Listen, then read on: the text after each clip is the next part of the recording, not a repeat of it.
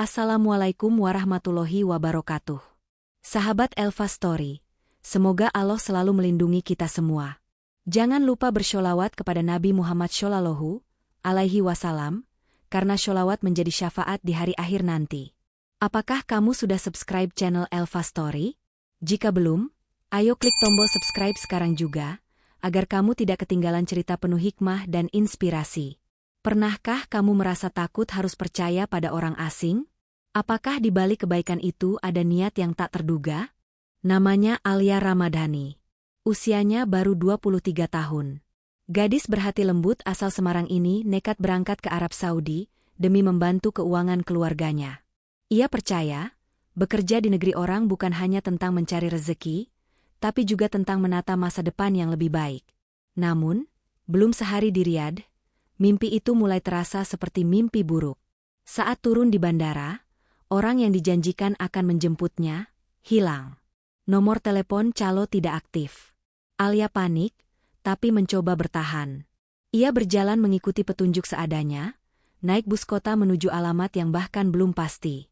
Namun, nasib buruk belum berakhir. Sopir bus menurunkannya di tempat asing, jauh dari pemukiman. Hanya pasir, jalan kosong, dan matahari gurun yang membakar. Tidak ada orang. Tidak ada sinyal. Tidak ada tempat berteduh. Alia berdiri dengan tangan gemetar, menggenggam tas kecil berisi paspor dan sebotol air yang sudah hampir habis. Ia tidak tahu harus kemana. Tak ada yang bisa ia hubungi. Tak ada yang bisa ia percaya. Matanya mulai berair.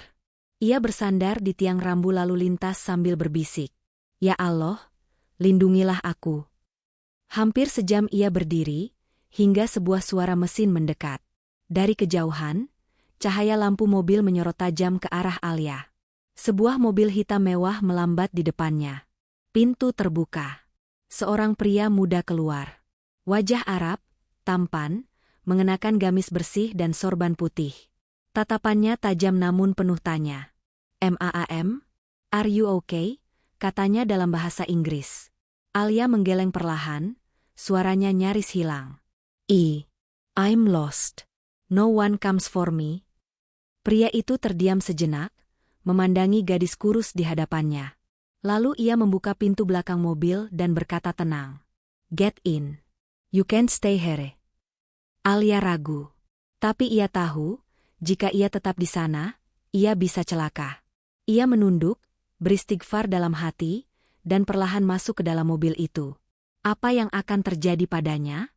Siapa sebenarnya pria ini? Apakah ini awal dari petaka, atau awal dari takdir baru yang telah ditulis Allah untuknya? Di dalam mobil, Alia duduk kaku. Ia menunduk, menatap jari-jarinya yang gemetar di pangkuan. Bau parfum lelaki itu memenuhi kabin. Hangat, bersih, entah kenapa menenangkan. Pria itu meliriknya melalui kaca spion. "My name is Khalid," ucapnya perlahan. "You don't have to be afraid." Alia menatapnya ragu. Ia menjawab pelan dengan bahasa Inggris yang sederhana. "Thank you, I don't know what to do." Khalid hanya mengangguk. Mobil itu melaju pelan, meninggalkan jalanan sepi yang baru saja membuat Alia hampir putus asa. Dalam hati, ia terus membaca doa agar Allah menjaga langkahnya. Setelah sekitar 20 menit, mobil memasuki halaman rumah besar berpagar besi tinggi. Pohon kurma berjajar rapi di halaman. Cahaya lampu taman memantul di dinding krem bangunan 2 lantai yang tampak megah. Khalid turun lebih dulu, lalu membukakan pintu untuk Alia. "Come. You can stay here tonight. Tomorrow, we will call the embassy." Alia melangkah ragu, menatap rumah itu. Hatinya berkecamuk. Apakah ia membuat keputusan yang benar? Namun saat Khalid menatapnya, ada ketulusan yang membuatnya sedikit lebih tenang. Mereka masuk ke ruang tamu luas dengan sofa krem dan meja kaca. Khalid menunjuk kursi. "Sit here. I'll bring you water." Alia duduk perlahan. Tubuhnya mulai lemas karena ketegangan. Saat Khalid kembali membawa segelas air putih, ia menyerah pada rasa haus dan meneguknya pelan. "Are you here to work?" tanya Khalid pelan. Alia mengangguk. "Yes, to work as a maid. But my agent, he left me." Khalid menarik napas panjang, menatap wajah Alia yang masih pucat. It's dangerous. You should have Someone to protect you. Malam itu, Khalid menyiapkan kamar tamu untuk Alia. Spray putih bersih, lampu redup, aroma bunga melati. Alia berdiri canggung di ambang pintu. Ia menoleh pada pria itu, suaranya pelan. Tang Yu, I don't know how to repay your kindness. Khalid hanya menatapnya sejenak, lalu menjawab dengan suara lebih lembut. Rest. We do talk tomorrow. Saat pintu kamar tertutup, Alia duduk di tepi ranjang. Matanya berkaca-kaca. Ia baru saja melewati hari paling menakutkan dalam hidupnya. Namun di balik rasa takut itu, ada ketenangan yang datang tanpa ia pahami. Apakah Allah menuntunnya ke sini karena alasan yang lebih besar dari sekadar perlindungan? Malam itu, Alia tidak bisa tidur. Lampu kamar temaram menyorot dinding bercorak geometris khas Arab. Selimut putih menyelimuti tubuhnya yang masih gemetar. Ia menatap langit-langit, berusaha mencerna apa yang baru saja terjadi. Baru pagi tadi ia masih di Semarang, mencium tangan ibunya sebelum berangkat ke bandara. Kini, ia berada di rumah seorang pria asing yang bahkan baru ia kenal beberapa jam. Perlahan, air mata menetes di pipinya. Ia membisikkan doa. Ya Allah, Engkau yang Maha Mengetahui. Jika ini jalan terbaikku, maka kuatkan aku. Ketukan pelan terdengar di pintu. Alia terlonjak kaget. Ia menarik selimut lebih rapat. Suara Khalid terdengar dari luar. Are you okay? Do you need something? Alia menjawab dengan suara parau. I'm fine. Tang Yu. Hening sejenak. Lalu suara Khalid terdengar lagi, lebih lembut. You don't have to be afraid. You are safe here. Langkah kaki Khalid menjauh, membuat Alia bisa menghela napas lega. Namun di hatinya, tetap ada perasaan asing yang sulit ia pahami. Pagi menjelang. Matahari Riyadh memancar dari celah tirai. Alia bangun, merapikan selimut, lalu berdiri menatap pantulan wajahnya di cermin. Matanya sembab, tapi ada sedikit ketenangan. Di ruang makan, Khalid sudah duduk sambil membaca dokumen. Ketika Alia melangkah pelan, ia menoleh dan mengangguk. Good morning. Have a seat. Alia duduk perlahan. Ada piring roti, semangkuk buah, dan segelas susu di depannya. You need strength. Alia menunduk malu. I'm sorry. I trouble you. Khalid hanya menggeleng. No trouble. Today, I will help you call your agency. You have to decide what you want to do next. Hening sejenak. Alia menatap pria itu. Ada kejujuran dalam tatapannya. Untuk pertama kali sejak tiba di negeri ini, ia merasa tidak sepenuhnya sendiri. Saat sarapan selesai, Khalid berdiri, merapikan sorbannya. I have meetings. My staff will help you if you need anything. Alia menatap punggungnya yang menjauh, lalu menghela napas panjang. Dalam hatinya, ia tahu, ia harus segera menentukan langkah. Tapi mengapa? Setiap kali menatap mata Khalid, ada sesuatu yang bergetar di dadanya?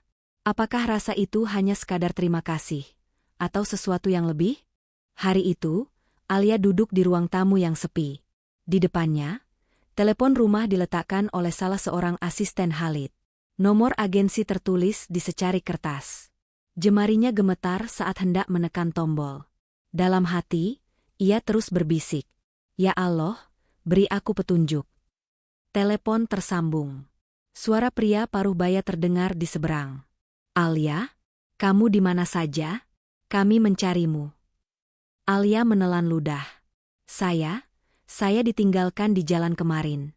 Sekarang saya ada di rumah orang yang menolong saya. Kamu harus segera kembali. Kamu melanggar kontrak. Kalau tidak, kami laporkan. Suara itu membuat dadanya berdegup kencang. Tangannya berkeringat. Ia menutup telepon pelan. Langkah kaki Khalid terdengar dari arah koridor. Ia baru pulang dari rapat. Melihat wajah Alia yang pucat, Khalid menghampiri. What happened? Tanyanya pelan. Alia menatapnya, suaranya gemetar. They said I must go back. Or they will report me. Khalid duduk di depannya, menatap wajah itu dengan tenang. Do you trust them? Alia menunduk. Air matanya jatuh. I don't know who to trust anymore. Hening memenuhi ruangan. Khalid menatap gadis itu lama, seakan sedang mempertimbangkan sesuatu yang berat. Perlahan, ia menghela napas panjang. You have a choice. You can go back to them, or you can stay here until things are clear. Alia menatap mata Khalid. Ada sesuatu di sana. Ketegasan. Kepedulian. Namun juga keraguan yang sama besarnya dengan miliknya. If you stay, I will protect you, lanjut Khalid dengan suara yang lebih rendah. But you have to decide for yourself. Hari merambat sore. Alia duduk di kursi itu berjam-jam, memikirkan semua kemungkinan. Pulang berarti menyerahkan diri pada orang yang sudah mengkhianatinya. Bertahan berarti menggantungkan nasib pada orang asing yang baru ia kenal. Saat adzan maghrib berkumandang di kejauhan, Alia menutup mata. Air matanya masih menetes. Tapi di dalam hatinya, perlahan-lahan ia menemukan ketenangan. Ia tahu keputusannya akan mengubah seluruh jalan hidupnya. Tapi untuk pertama kalinya sejak tiba di negeri ini, ia merasa Allah menuntunnya pada sebuah keberanian yang tak pernah ia sangka ia miliki. Beberapa hari telah berlalu sejak Alia memutuskan untuk tinggal. Ia membantu di rumah Khalid dengan ringan tangan, membersihkan ruang tamu, merapikan rak buku, dan sesekali menyiapkan teh. Ia tidak dibayar. Tapi Khalid tak pernah memperlakukannya seperti pembantu. Justru setiap pagi, pria itu menyapanya dengan hormat dan menanyakan kabarnya dengan nada tulus.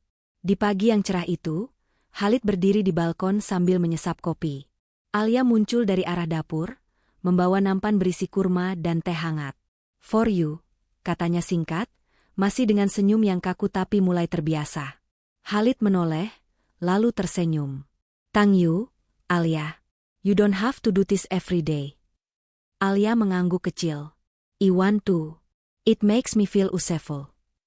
Mereka terdiam sejenak. Hanya suara angin gurun yang mengalir melewati balkon. Lalu Khalid berkata pelan. You're different. Most people come here chasing money. But you carry something else. A strength. Alia menunduk, wajahnya memerah. Ia tidak tahu harus menjawab apa. Dalam hatinya, ia sendiri bingung dengan apa yang dirasakannya. Sejak kapan kehadiran pria itu memberi ketenangan?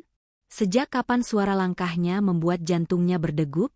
Malamnya, Alia duduk di depan jendela kamarnya, memandangi langit Riyadh yang mulai gelap. Ia menulis di buku catatannya. Aku tidak tahu apa maksud Allah mempertemukan aku dengan Khalid. Tapi aku merasa, ada sesuatu yang berbeda. Bukan cinta yang tiba-tiba, tapi rasa tenang yang tumbuh pelan-pelan. Di luar kamar, Khalid pun duduk termenung di ruang kerjanya. Di tangannya, sebuah kalung liontin kecil terpegang erat. Itu adalah peninggalan ibunya yang selalu ia simpan. Hari ini, untuk pertama kalinya, ia berpikir, apakah mungkin ada tempat di sisinya untuk seorang wanita seperti Alia? Hari itu, Riyadh disapu angin gurun yang lebih panas dari biasanya. Alia duduk di sudut taman belakang rumah, merapikan bunga mawar yang mulai layu. Tangannya sibuk, tapi pikirannya melayang jauh. Sejak pagi, Khalid tampak gelisah. Biasanya ia hanya sibuk dengan tumpukan dokumen, tapi hari itu ia mondar-mandir, sesekali melirik ke arah taman. Saat matahari mulai condong ke barat, Khalid akhirnya keluar. Langkahnya berat, sorban putihnya berkibar pelan tertiup angin. Ia berdiri beberapa meter dari Alia, menatap punggung gadis itu dengan sorot ragu. Alia menoleh. You look different today, katanya pelan, mencoba tersenyum. Khalid tidak langsung menjawab. Ia mendekat, berdiri di hadapannya. Suaranya rendah, sedikit bergetar. I've been thinking many things about you. About what happened to you. Alia meremas jemarinya sendiri. Jantungnya berdetak cepat. I'm sorry if I troubled you. Khalid menggeleng. No more. You didn't trouble me. You changed me. Hening sejenak. Alia mengangkat wajah, menatap matanya yang dalam. Ada sesuatu di sana. Bukan hanya kasihan. Bukan hanya rasa tanggung jawab. Tapi sesuatu yang lebih tulus. Khalid menarik napas panjang. I don't want you to feel alone here. I don't want you to think you have no one. Because You have me. Alia menutup mulut, menahan air mata yang tiba-tiba datang. Suaranya gemetar. What? What do you mean? Khalid menunduk sebentar, lalu menatapnya lagi, lebih mantap. I mean, I care about you. More than I ever thought I could care about Anyone. I don't want you to go back to people who hurt you. Hati Alia seakan berhenti berdetak. Ini bukan sekadar rasa terima kasih. Bukan hanya kebaikan tuan rumah kepada tamunya. Sambil menatap mata gadis itu, Khalid menambahkan, suaranya nyaris berbisik. If you allow me, I want you to stay in my life. Angin sore meniup ujung jilbab Alia. Ia tidak menjawab. Matanya basah, dadanya sesak oleh perasaan yang tak bisa ia sebutkan namanya. Tapi di saat itu, ia merasa untuk pertama kalinya sejak datang ke negeri asing, ia bukan lagi orang yang hilang arah. Ia merasa pulang. Sejak pengakuan Khalid sore itu, Alia tak lagi sama. Malam-malamnya penuh dengan doa dan pertanyaan. Apakah ia boleh menerima perasaan itu? Apakah ini benar-benar takdir Allah, atau hanya rasa terhutang budi? Di kamarnya, Alia duduk bersimpuh, menundukkan kepala. Jemarinya meraba kalung kecil warisan ibunya. Ya Allah, aku hanya ingin selamat. Jika dia baik untukku, maka dekatkanlah. Jika tidak, maka jauhkanlah. Keesokan harinya, Khalid memanggilnya ke ruang kerja. Wajah pria itu tampak lebih tenang, meski sorot matanya tetap penuh keraguan. Alia duduk di kursi kayu, menunduk sopan. You wanted to talk? Suaranya lirih. Khalid menatapnya lama. Lalu ia bicara pelan. I spoke with my family. About you. Jantung Alia berdegup kencang. About me? Yes. Khalid menarik napas panjang. I told them everything. How I found you. What you've been through. And how I feel. Alia menahan napas. Ia tak berani menatap matanya. They want to meet you. They want to know if this is real. If this is not just pity. Alia memejamkan mata. Air matanya jatuh tanpa bisa dicegah. Ia sadar, ini bukan sekadar keputusan sederhana. Ini soal harga diri. Soal keyakinan. Khalid berdiri, mendekat, lalu berlutut di hadapannya. Suaranya semakin lembut. I don't expect an answer now. But I need you to know. I'm serious. I want to marry you. If you agree. Alia mengangkat wajahnya perlahan. Mata mereka bertemu. Tak ada keraguan di sorot mata Khalid. Hanya ketulusan yang membuat hatinya bergetar. You have time to think, tambah Khalid. But notice, you deserve to be loved. You deserve a family who will respect you. Hening memenuhi ruangan. Alia menggigit bibirnya, berusaha menahan isak. Dalam hatinya, ia tahu jawabannya sudah ada. Tapi apakah ia siap untuk melangkah? Di luar jendela, matahari Riyadh mulai turun ke ufuk barat. Warna jingga keemasan membias di lantai marmer.